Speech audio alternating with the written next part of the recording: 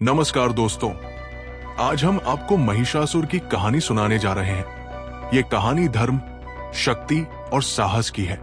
ये कहानी हमें सिखाती है कि बुराई कितनी भी बड़ी क्यों न हो, उसका अंत जरूर होता है। बहुत समय पहले असुरों का एक शक्तिशाली राजा था जिसका नाम राम था। वो शक्तिशाली तो था, लेकिन उसे कोई संतान नहीं थी। वर्षों की तपस्या के बाद उसे एक पुत्र की प्राप्ति हुई। यह पुत्र कोई साधारण बालक नहीं था। उसकी मां एक असुर कन्या थी और पिता भैंस के रूप में एक देवतुल्य असुर। इस अद्भुत संयोग से जन्म हुआ महिषासुर का। महिषासुर बचपन से ही असीम शक्ति का धनी था। वो साधारण मनुष्यों और राक्षसों से कहीं ज्यादा ताकतवर था। उसके शरीर में भैंस और मनुष्य दोनों का मेल था। धीरे धीरे उसका अहंकार बढ़ता गया। उसे लगता था कि वो सबसे शक्तिशाली है। महिषासुर ने सोचा कि उसे अपार शक्ति प्राप्त करने के लिए तपस्या करनी होगी।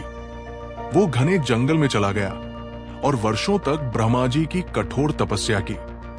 उसका तप इतना घोर था कि पृथ्वी कांप उठी। अंततः ब्रह्मा जी उसकी तपस्या से प्रसन्न हुए और प्रकट हुए। संवाद: ब्रह्मा जी, वत्स, मैं तुम्हारी तपस्या से प्रसन्न हूं। वर मांगो। संवाद: महिषासुर, हे प्रभु, मुझे ऐसा वरदान दीजिए कि मुझे कोई पुरुष, देवता या राक्षस न मार सके। संवाद: ब्रह्मा जी, तथास्तु, लेकिन ध्यान रखना, तुम्हें केवल एक स्त्री पराजित कर सकती है। वरदान पाकर महिषासुर ने अपने अहंकार को और बढ़ा लिया। वो स्वयं को अजेय मानने लगा। उसने देवताओं के राज्य पर आक्रमण किया।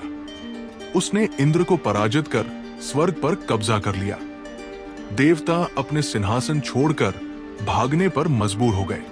महिषासुर ने पृथ्वी पर भी आतंक फैलाना शुरू कर दिया। मनुष्य और ऋषि मुनि उसकी शक्ति के सामने असहाय हो गए।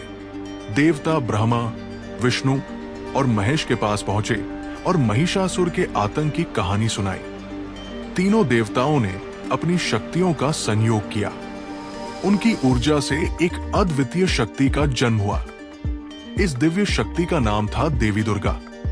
उनके 10 हाथों में अलग अलग शस्त्र थे जो सभी देवताओं ने उन्हें दिए थे।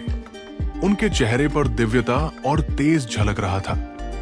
देवी दुर्गा ने महिषासुर को युद्ध के लिए ललकारा। महिषासुर ने पहले उन्हें हल्के में लिया।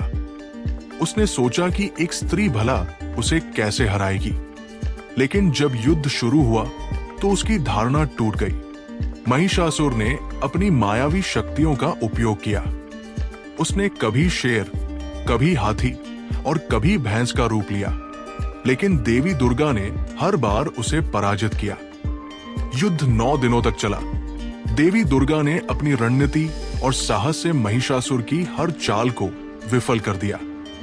10वें दिन महिषासुर ने भैंस का रूप धारण किया और अपनी पूरी ताकत से देवी पर हमला किया, लेकिन देवी दुर्गा ने त्रिशूल उठाया और महिषासुर का वध कर दिया।